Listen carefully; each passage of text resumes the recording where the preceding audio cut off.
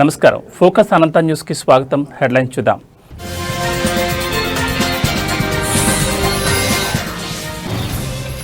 అనంతపురంలో ఎన్టీఆర్ భరోసా పెన్షన్ల పంపిణీ పాల్గొన్న జిల్లా కలెక్టర్ డాక్టర్ వినోద్ కుమార్.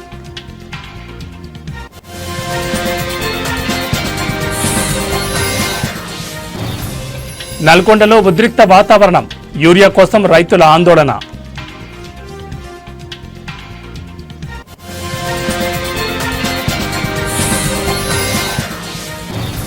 నాలుగేళ్లు తెలంగాణలో చదివితేనే లోకల్. తెలంగాణలో లోకల్ కోటాపై సుప్రీంకోర్టు సంచలన తీర్పు.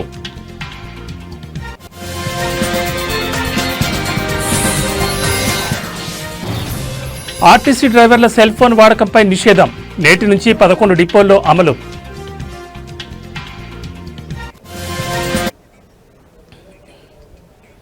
అనంతపురం రూరల్ మండలంలోని చియ్యేడు గ్రామంలో ఎన్టీఆర్ భరోసా పథకం కింద లబ్ధిదారుల ఇంటి వద్దకే వెళ్లి జిల్లా కలెక్టర్ డాక్టర్ వినోద్ కుమార్ స్వయంగా పెన్షన్లు పంపిణీ చేశారు. ఈ సందర్భంగా జిల్లా కలెక్టర్ లబ్ధిదారులతో మాట్లాడుతూ పలు వివరాలను ఆరా తీశారు. సచివాలయ ఉద్యోగులు ప్రతి నెల ఇంటి వద్దకే వచ్చి పెన్షన్లను పంపిణీ చేస్తున్నారా? ప్రభుత్వం ఇచ్చిన పెన్షన్ డబ్బులు సరిపోతుందా? మీకు ఉపయోగపడుతోందా? ఎందుకు ఉపయోగించుకుంటున్నారు? ఇందులో పొదుపు ఏమైనా చేస్తున్నారా అంటూ పలు వివరాలు జిల్లా కలెక్టర్ అడిగారు. మీకు ఏమైనా సమస్యలున్నాయా? ప్రభుత్వం నుంచి ఏమైనా సహాయం చేయగలుగుతామా అంటూ జిల్లా కలెక్టర్ అడిగి తెలుసుకున్నారు. ఈ సందర్భంగా జిల్లా కలెక్టర్ మాట్లాడుతూ ఎన్టీఆర్ భరోసా పథకం కింద పెన్షన్ల పంపిణీ సజావుగా పూర్తి చేయాలని ఆదేశించారు. లబ్ధిదారుల ఇంటి వద్దకే వెళ్లి పెన్షన్ ఇవ్వాలన్నారు. జిల్లాలో ఎన్టీఆర్ భరోసా పథకం కింద మొత్తం 2,80,471 పెన్షన్లు ఉన్నాయని, పెన్షన్ల కోసం 123,86,00,000 రూపాయలు పంపిణీ చేయడం జరుగుతుందన్నారు. పెన్షన్లను పూర్తి స్థాయిలో పంపిణీ చేయాలన్నారు. ప్రభుత్వం అందించిన పెన్షన్లను లబ్ధిదారులు సద్వినియోగం చేసుకోవాలని సూచించారు. ఈ కార్యక్రమంలో sarpanch T Gangadhar Reddy, DRDA PD Shailaja, DPO Nagarajanaidu, ZP CEO Shivashankar, వామా పీడీ సలీం బాషా, ఎంపీడీఓ దివాకర్, సచివాలయ ఉద్యోగులు, లబ్ధిదారులు తదితరులు పాల్గొన్నారు.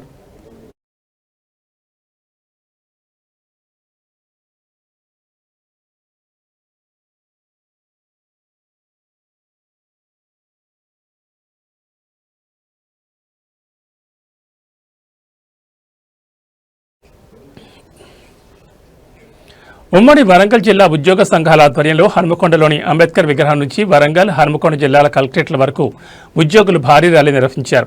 ఈ సందర్భంగా ఉద్యోగ సంఘాల నాయకులు తమ డిమాండ్లను తెలియజేశారు. ఈ రోజున పెన్షన్ల విద్రోహ దినంగా ఉద్యోగులు భావిస్తున్నారని నాయకులు తెలిపారు.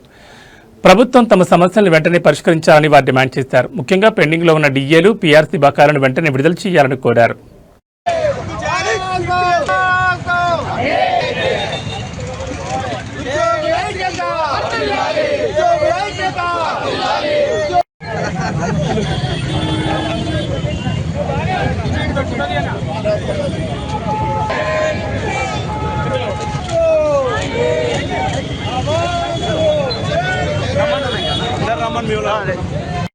ఎన్నో సంవత్సరాల నుంచి మరి దేశంలో ఉద్యోగులకు పెన్షన్ అనే సౌకర్యాన్ని ఉన్నది. మరి 21 సంవత్సరాల క్రితం 1/9/2004 నుండి మరి పెన్షన్ను రద్దు చేసి 2004 నుంచి వచ్చిన ఉద్యోగులకు కాంట్రిబ్యూటరీ పెన్షన్ అనే ఒక స్కీమ్ను ప్రవేశపెట్టడం వల్ల ఈరోజు ఉద్యోగులందరూ కూడా ఆందోళనలో ఉన్నారు. మరి ఆ దుర్మార్గమైన ఒక ఆలోచన, మరి ఉద్యోగులు 30-40 సంవత్సరాలు ప్రభుత్వంలో సర్వీస్ చేసిన తర్వాత వాళ్ళకు ఒక భద్రత లేకుండా మరి సిపిఎస్ ద్వారా మరి వాళ్ళ భవిష్యత్తు అనేది ఒక ప్రశాంతంగా ఉన్న సందర్భంలో మరి ఈరోజు దేశవ్యాప్తంగా కూడా మరి ఆందోళన జరుగుతూ ఉన్నది. మరి తెలంగాణ ఉద్యోగ జాయింట్ యాక్షన్ కమిటీ ఈరోజు పెన్షన్ విద్రోహ దినం సందర్భంగా ఇక్కడ ఈ నిరసన దీక్షను ప్రకటిస్తున్నాం. ముఖ్యంగా రాష్ట్ర ప్రభుత్వం అధికారంలోకి వచ్చిన ప్రభుత్వం ఎన్నికలకు ముందు మరి ఇదే హన్మకొండ వేదికగా రేవంత్ రెడ్డి గారు, ఇప్పటి ప్రస్తుత ముఖ్యమంత్రి గారు ఆ రోజు ఎన్నికల ప్రచార సభలో కూడా సిపిఎస్ను వెంటనే రద్దు చేస్తామని చెప్పడమే కాదు, మేనిఫెస్టోలు కూడా ప్రకటించి ఈ రోజు వరకు కూడా దాన్ని దాటివేయడం వల్ల ఈరోజు ఉద్యోగులందరం కూడా మేము ప్రభుత్వానికి తీవ్ర నిరసన వ్యక్తం చేస్తూ మరి ఈ సిపిఎస్ రద్దుతో పాటు ఇతర ఉద్యోగుల డిమాండ్లను వెంటనే పరిష్కరించకపోతే జాయింట్ యాక్షన్ కమిటీ మరి తీవ్రంగా ఒక మరి ఆందోళన కార్యక్రమాన్ని కూడా కొనసాగిస్తుందని చెప్పి ఈ సందర్భంగా తెలియజేస్తాం. సెప్టెంబర్ 24 తెలంగాణ ఉద్యోగులందరి జీవితాల్లో చీకటి రోజు. ఎందుకంటే గత ప్రభుత్వాలు ఏదైతున్నాయో 10% కాంట్రిబ్యూషన్ అని చెప్పి కొత్తగా కాంట్రిబ్యూటరీ పెన్షన్ స్కీమ్ తీసుకురావడం జరిగింది. మరి పెన్షన్ అనేది ఉద్యోగులకు వచ్చే భిక్ష కాదు, ఉద్యోగుల యొక్క హక్కు అని చెప్పి సుప్రీంకోర్టు కూడా నగరం జడ్జిమెంట్ చెప్పడం జరిగింది.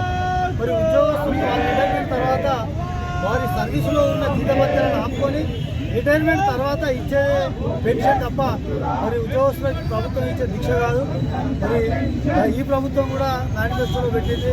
మరి ప్రభుత్వం రాగానే పెన్షన్ సిపిఎస్ రద్దు చేస్తాం, ఓపీఎస్కి తీసుకొస్తామని చెప్పి గౌరవ ముఖ్యమంత్రి గారు మేనిఫెస్టో జరిగింది.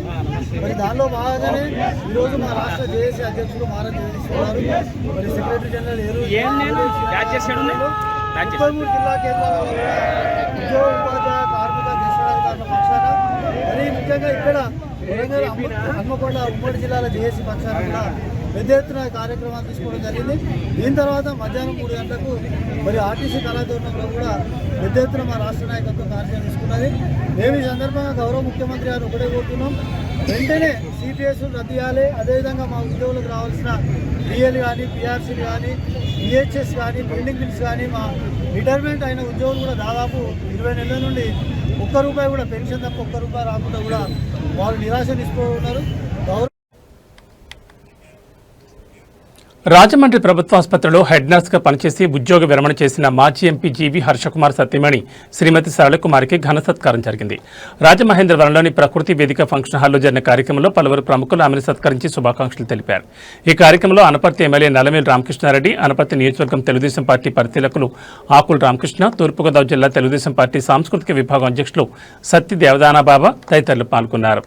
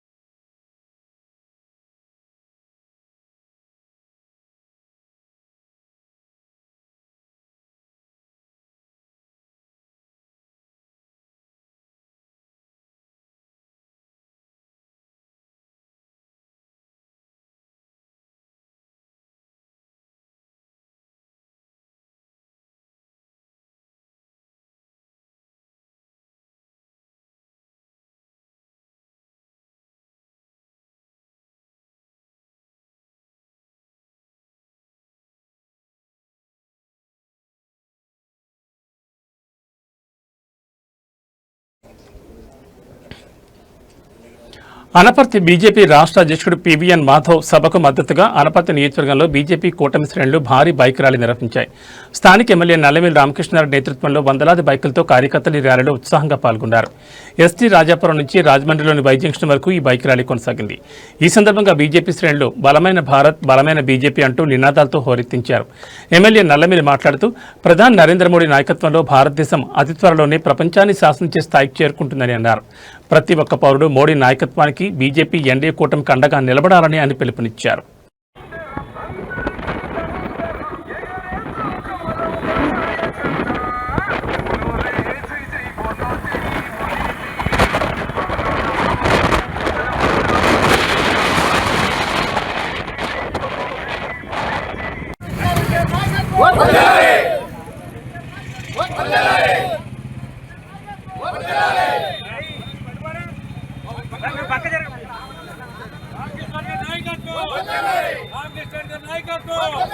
भारत माता की भारत माता की भारत माता की भारत माता की भारत माता की भारत माता की भारत 7 ఏళ్ల పాటు కనిపించని వ్యక్తిని చనిపోయినట్లుగా పరిగణించి వారి వారసులకు ఉద్యోగం ఇవ్వాలని తెలంగాణ హైకోర్టు కీలక తీర్పును వెలువరించింది. ఈ మేరకు ఇండియన్ బ్యాంకు ఆదేశాలు జారీ చేసింది. వారికి రావాల్సిన పదవీ తొలగింపు ప్రయోజనాలు చెల్లించాలని ఖమ్మం చెందిన వనపట్ల సుగుణ పిటిషన్పై జస్టిస్ నగేష్ భీమపాక ఈ ఆదేశాలిచ్చారు.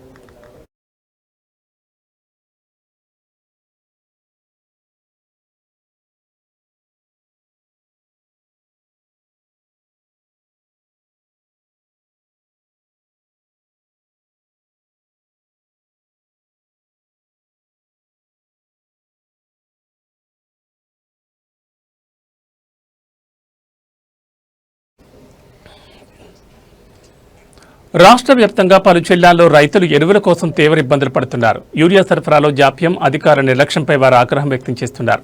నల్గొండ జిల్లాలోని హాలియా కొత్తపల్లి ప్రాథమిక వ్యవసాయ సహకార సంఘం వద్ద యూరియా కోసం వారం రోజులుగా పడిగాపులు కాస్తున్నా ఒక్క బస్తా కూడా దొరకడం లేదని మహిళా రైతులు ఆందోళన వ్యక్తం చేశారు. స్థానిక ఎమ్మెల్యే కుందూరు జైవీర్ రెడ్డిపై వారు తీవ్రంగా మండిపడ్డారు.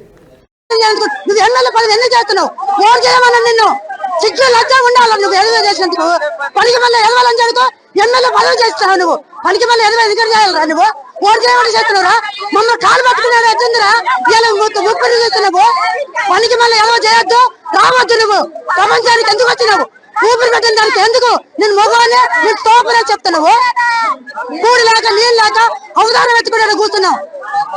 ఇవాళ 10 రోజుల సంది ఏమిటికి వాళ్ళని నీరిచ్చి దిక్కులేదు, ఇక్కడ భూపెట్టి దిక్కులేదు. పిల్లలు ఇడిచిపెట్టి ఇక్కడ పండుకుంటే అవతారం ఎత్తుతున్నాము. నువ్వు ఇచ్చే ఒక్క ఊరే కట్టకు. ఓడి ఏమన్నావు? అసలు పని చేస్తే అయిపోతుంది. రామడుగు 15 రోజులు నేను పంతున్నా. ఒక్క ఊరే కట్ట దొరకాలి నాకు. 15 రోజులు పండుకుంటే చేసిన దిక్కు కూడా లేదు. ఏమిటికి ఇస్తున్నావు? ఏమిటికి పెట్టాడు కాంప్లైంట్? ఓడి పెట్టమన్నాడా? ఓడి చేయమన్నాడా? 10 రోజులకు ఒకసారి ఇస్తా, ఈ 10 రోజులకు ఒకసారి ఇస్తా అని కంప్లైంట్ చేయాలి. 100 ఊర్లలో పెట్టి కొట్టుకొని కావాలని చేసిండ. ఇడు చేయమని చెప్పిండా.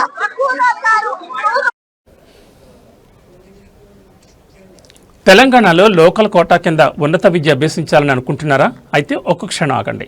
స్థానికత అంశంపై సుప్రీంకోర్టు సంచలన తీర్పునిచ్చింది. తెలంగాణలో వరుసగా 9, 10, 11, 12 తరగతులు చదివితేనే లోకల్ అంటూ స్పష్టం చేసింది. అయితే ఈ రూల్స్లో ప్రభుత్వ ఉద్యోగుల పిల్లలకు మాత్రం మినహాయింపు ఉంటుందని షరతు పెట్టింది సుప్రీంకోర్టు. లోకల్ రిజర్వేషన్ అంశంపై తెలంగాణకు ఊరట కలిగించేలా సుప్రీంకోర్టు కీలక తీర్పునిచ్చింది. వరుసగా 4 ఏళ్లు అంటే 9, 10, 11, 12 తరగతులు తెలంగాణలో చదివితేనే స్థానికుడిగా పరిగణించాలని స్పష్టం చేసింది. అయితే ప్రభుత్వ ఉద్యోగుల పిల్లలకు మాత్రం మినహాయింపు ఇచ్చింది. స్థానికత అంశంలో రాష్ట్ర ప్రభుత్వం జారీ చేసిన జీవో నెంబర్ 33కి అత్యున్నత న్యాయస్థానం పూర్తిస్థాయి మద్దతు తెలిపింది.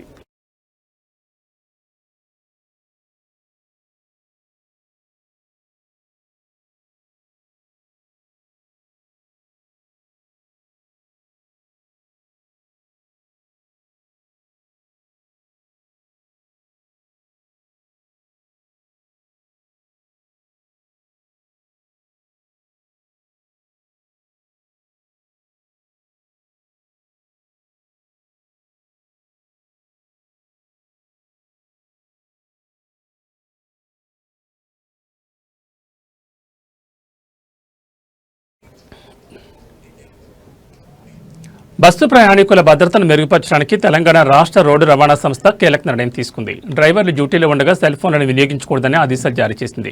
దీని ద్వారా డ్రైవర్ల నిర్లక్ష్యం వల్ల జరిగే ప్రమాదాలకు అడ్డుకట్ట వేయొచ్చని సంస్థ భావిస్తోంది. ఈ కొత్త నిబంధన నేటి నుంచి పైలట్ ప్రాజెక్టుగా అమల్లోకి రానుంది. డ్యూటీలో చేరే ముందు డ్రైవర్లు తమ సెల్ ఫోన్లను స్విచ్ ఆఫ్ చేసి డిపోలోని సెక్యూరిటీ ఆఫీసర్ లేదా కార్యాలయంలో డిపాజిట్ చేయాలి. విధులు ముగించుకున్న తర్వాత డ్రైవర్లు తమ ఫోన్లను తిరిగి తీసుకోవచ్చు. అత్యవసర పరిస్థితుల్లో డ్రైవర్కు సమాచారం అందించడానికి డిపోలో ప్రత్యేకంగా ఒక ఫోన్ నెంబర్ను ఏర్పాటు చేశారు. ఈ నెంబర్ కాల్ చేస్తే ఆ సమాచారాన్ని బస్ కండక్టర్ ద్వారా డ్రైవర్కు చేరవేస్తారు.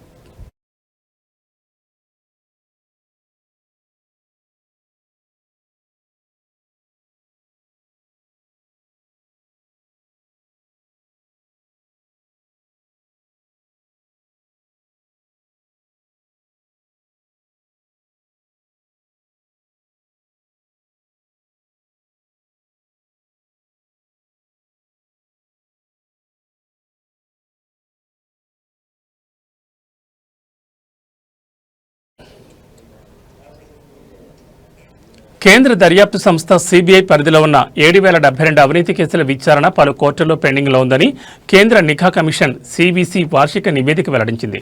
దీనిలో 379 కేసులు 20 ఏళ్లకు పైగా పెండింగ్లో ఉండడం గమనార్హం.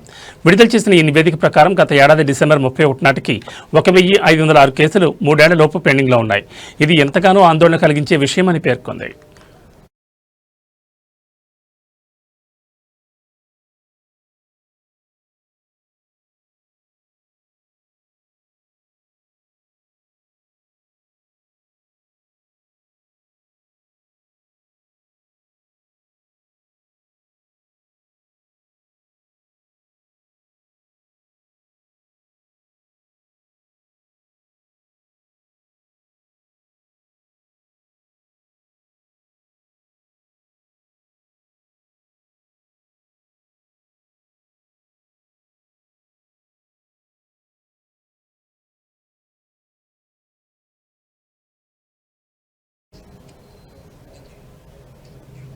నల్గొండ మహబూబాబాద్ జిల్లాల్లో యూరియా కొరత రైతులను తీవ్ర ఇబ్బందులు గురిచేస్తోంది. యూరియా కోసం రైతులు ఉదయం నుంచి ప్రాథమిక వ్యవసాయ సహకార సంఘాల వద్ద బారులు తీరుతున్నారు. నల్గొండ జిల్లాలోని నాగార్జున సాగర్ మండలం కొత్తపల్లి గ్రామంలోని ప్రాథమిక వ్యవసాయ సహకార సంఘం వద్ద రైతులు భారీ క్యూ లైన్లలో గంటల తరబడి ఎదురుచూస్తున్నారు. యూరియా పంపిణీలో జాప్యం జరుగుతోందని రైతులు ఆవేదన వ్యక్తం చేశారు. మహబూబాబాద్ జిల్లాలోని కేసముద్రం మండల కేంద్రంలో రైతులు పోలీస్ స్టేషన్ ముందు ఆందోళన చేపట్టారు. యూరియా సరఫరాలో జాప్యం జరుగుతోందని, వెంటనే యూరియా ఇవ్వాలని డిమాండ్ చేస్తూ నినాదాలు చేశారు.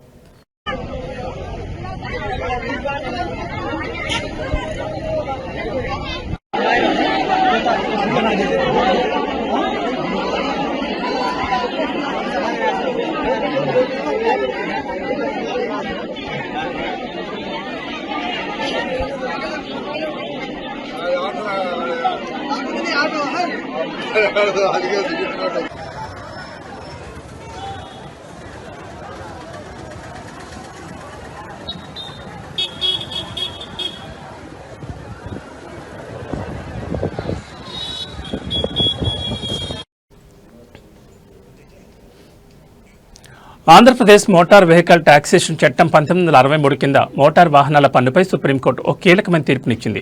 పబ్లిక్ ప్లేసెస్, ప్రభుత్వ మౌలిక సదుపాయాలపైన రహదారులు, జాతీయ రహదారులలో వాహనం నడపకుండా ప్రైవేట్ స్థలాలకే పరిమితమైతే పన్ను కట్టాల్సిన అవసరం లేదని కోర్టు తెలిపింది. రాష్ట్రీయ ఇస్పాత్ నిగమ్ లిమిటెడ్కు రవాణా సేవలు అందిస్తున్న ఒక సంస్థ కేసులో ఈ తీర్పు వెలువడింది.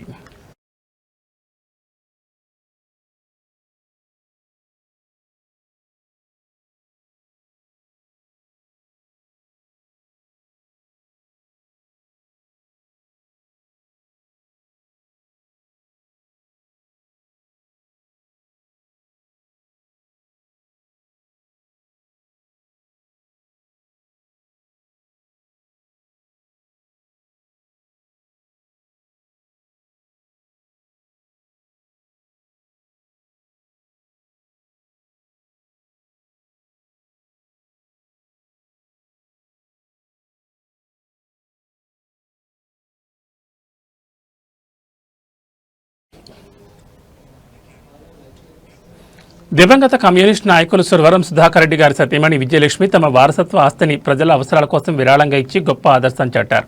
4.5 ఎకరాల భూమిని ప్రజా యువజన అవసరాలకు ఇవ్వడం ద్వారా కమ్యూనిస్ట్ సిద్ధాంతాలు కట్టుబడి ఉన్నారని నిరూపించారు. సురవరం సుధాకర్ రెడ్డి జీవితం ఎల్లప్పుడూ ప్రజాసేవకి అంకితమైంది. ఆయన బతుకున్నప్పుడు ప్రజల కోసం నిరంతరం శ్రమించారు.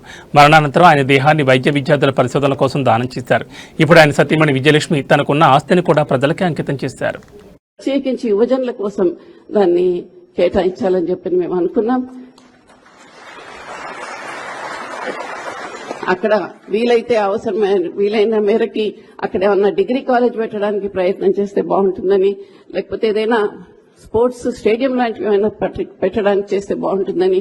ఎందుకంటే మహబూబ్ నగర్ జిల్లా ఈ చివరికి వచ్చే వరకు ఈ ప్రాంతంలో డెవలప్మెంట్ అనేది చాలా తక్కువగా ఉంది. గద్వాల్ వచ్చి అది బార్డర్ ఏరియా. ఈ బార్డర్ ఏరియాలో ఉమ్మడి నల్గొండ జిల్లాలో కూడా ఈ బార్డర్ ఏరియాలో డెవలప్మెంట్ అనేది మరీ తక్కువగా ఉంది. కాబట్టి యూత్ స్టూడెంట్స్ కు ఉపయోగపడే విధంగా, ఎందుకంటే వాళ్ళు కనుక చదువుకోగలిగితే, వాళ్ళు అభివృద్ధి చెందితే మొత్తం సమాజానికి ఉపయోగపడుతుంది. కాబట్టి అటువంటిది కూడా ఆలోచించాలని చెప్పి కోరుకుంటూ, భారత తపాలా శాఖ కీలక నిర్ణయం తీసుకుంది. 185 ఏళ్ల చరిత్ర కలిగిన పోస్ట్ బాక్సులను ఈ రోజు అంటే సెప్టెంబర్ 1 నుంచి పూర్తిగా నిలిపివేయనుంది. ఇకపై లేఖలు, రిజిస్టర్ పోస్టులు, శుభాకాంక్షలు అన్ని స్పీడ్ పోస్ట్ ద్వారా నేరుగా గమ్యస్థానానికి చేరతాయి. తపాలా కార్యాలయాలు మాత్రం యథావిధిగా కొనసాగుతాయి. ఈ రోజుల్లో వాట్సాప్, ఈమెయిల్ వంటి సాంకేతికత కారణంగా పోస్ట్ బాక్స్ వినియోగం తగ్గిపోయింది.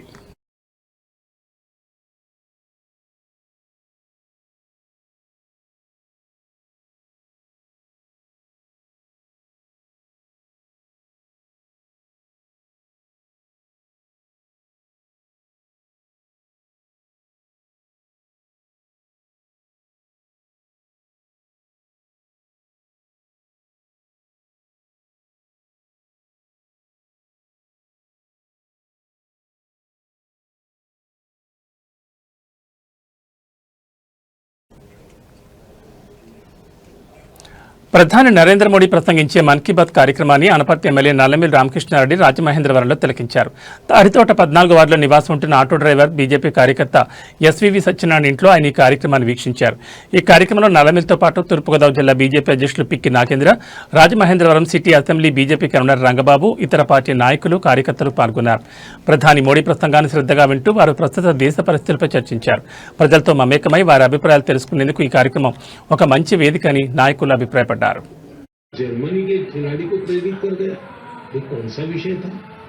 मैं आपको याद करता हूँ, मैंने पॉडकास्ट में बातों में दरअसल 2 साल पहले मैं शहडोल गया था, वहाँ के फुटबॉल प्लेयर से मिला था. पॉडकास्ट के दौरान एक सवाल के उत्तर में मैंने शहडोल के फुटबॉल खिलाड़ियों का भी जिक्र किया था. यही बात जर्मनी के फुटबॉल खिलाड़ी और कोच डिटमार बायर्सडॉर्फर ने भी सुनी. शहडोल के युवा फुटबॉल खिलाड़ियों ने देशों का ध्यान अपनी ओर आकर्षित कर दिया. अब जर्मनी के इस कोच ने शहडोल के कुछ खिलाड़ियों को पेशकश किया. इसके बाद मध्य प्रदेश की सरकार ने भी उनसे संपर्क किया. जल्द ही शहडोल के हमारे कुछ युवा साथी ट्रेनिंग कोर्स के लिए जर्मनी जाएं करते हैं कि जब समय मिले आपको बहुत बड़ी प्रेरणा है. उन्होंने करीब 2500 शहीदों के ఏవీ బులెటిన్ అప్డేట్స్ మరిన్ని అప్డేట్స్తో మళ్ళీ కలుద్దాం. నమస్కారం.